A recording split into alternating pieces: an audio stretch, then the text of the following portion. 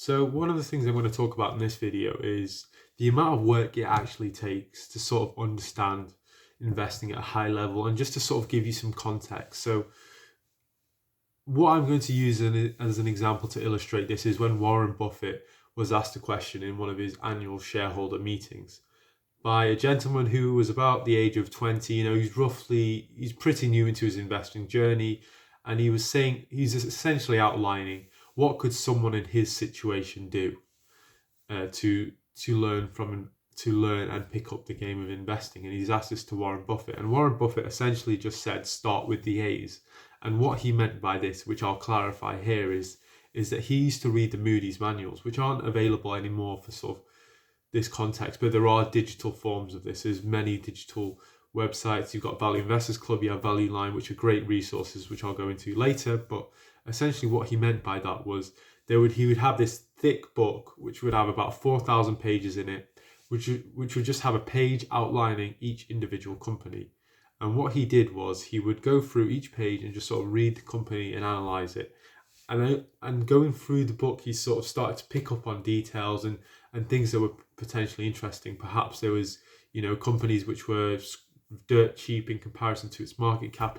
Its market cap might be $1 billion, and it might have, 600 million in cash, very little debts, and, guaranteed income for the next 2-3 years. There's stuff like that you might eventually start picking up on. And he said that he went through it twice in a year's time. And this is something Monish Pabrai sort of talked about. And he calculated that, Warren Buffett was, this book was 2,000 pages, not 4,000 pages. And he went through it twice in a year, meaning that he was reading at least about 100 pages per day on average to sort of get through this book twice. And that sort of puts into perspective the amount of work that's required to get this, to sort of really develop and hone those skills. I do think it does give good perspective. I mean, you see a lot of people when they first get into the market, I definitely did, which is I don't even read like the annual reports, the quarterly filings. I didn't listen to any of the earnings calls, which is a real shame, because that's where you pick up a lot of the insight. There's obviously stuff that you might know about the brand in real life as a customer and whatnot, but there is that secondary side of financials. How do you know the company's going to survive if there's a downturn in the market or something of that nature?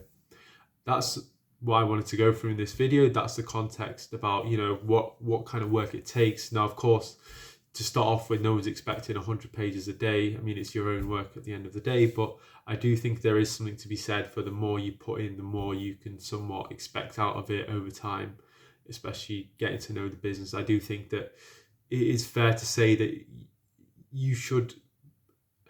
it would be wise to go through the annual report, go through the quarterly filings, go through the conference call, and then if you want to do further work, go through the competitors in the same industry, go through their annual reports, their quarterly calls, and sort of see what's going on with the market. How's the company positioned? What's its unique placement? Is there anything unique? Does one competitor have an advantage over another? If it's a